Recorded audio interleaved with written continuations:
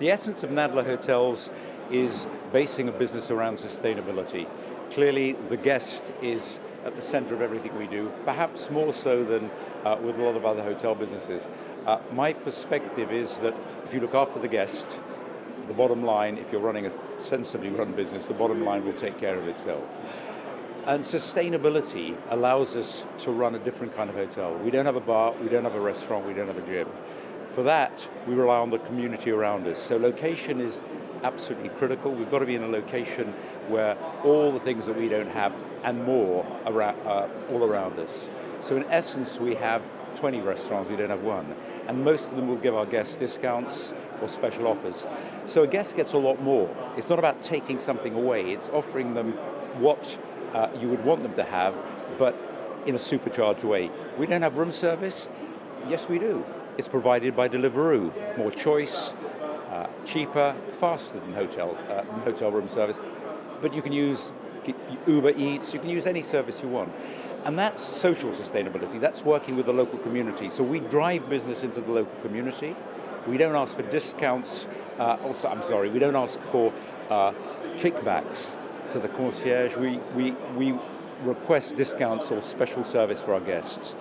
And then, of course, environmental sustainability, which is at the core of every business. I think today you almost don't need to speak about that, because if you're not environmentally sustainable in your practices, you're leaving money on the table apart from anything else. But it should be at the core of every business.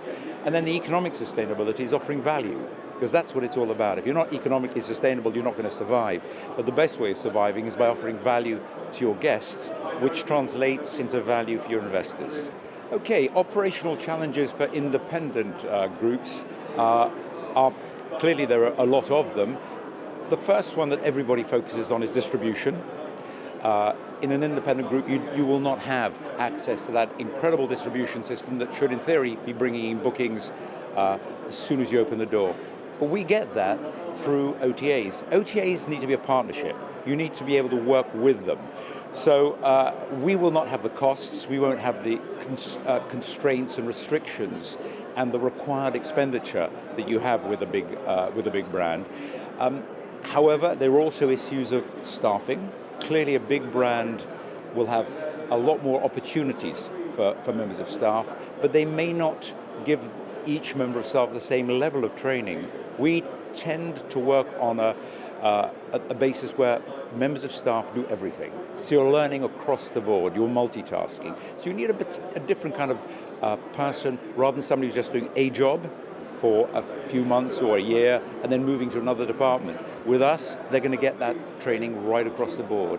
I suspect Brexit is going to make it more difficult, and I hope that all hotel businesses, all hospitality industry businesses work together to address the kind of challenges that Brexit is going to throw up.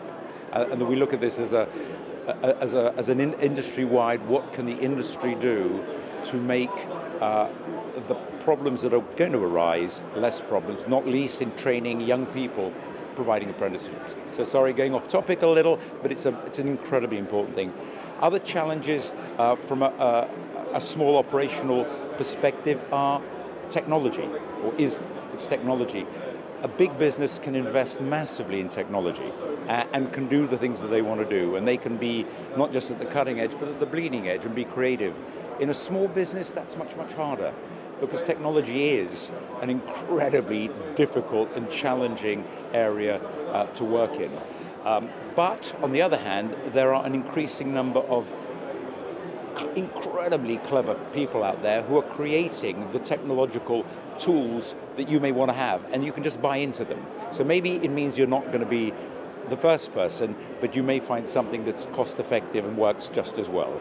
We have a hotel under construction in Covent Garden, which is an incredible location. It's the kind of location I never thought I'd be able to find, and we're under construction there. We'll be ready at the end of 2018, early 2019. We have signed our first management agreement here in Manchester, which we're incredibly excited about. Possibly, I think, in the most exciting development in Manchester, which is the St John's development by Allied London, who are amazingly innovative thinkers and placemakers. Michael Ingle, who's the chief executive, is is a visionary, and very lucky to be working with him. And we have a number of other ideas in the pipeline, which we're working on. Inevitably in this business, you're always looking at a dozen different things, and you hope that one or two of them do come off.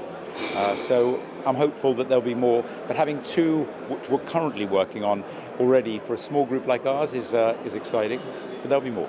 Our development pipeline is looking quite exciting. We have a fantastic new hotel on site, building at the moment in Covent Garden, which is an incredible location.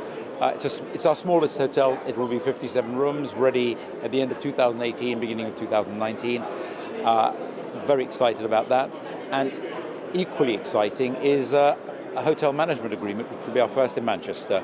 We're working with one of the great visionaries of the property industry, Mike Ingle of Allied London, will be part of the St John Tower, part of St John's development, which is going to be one of Manchester's best. It'll be one of the tallest buildings, if not the tallest building in Manchester. So really excited about that. And as always, lots of other irons in the fire, lots of discussions. How many of them come off? You know as much as I do.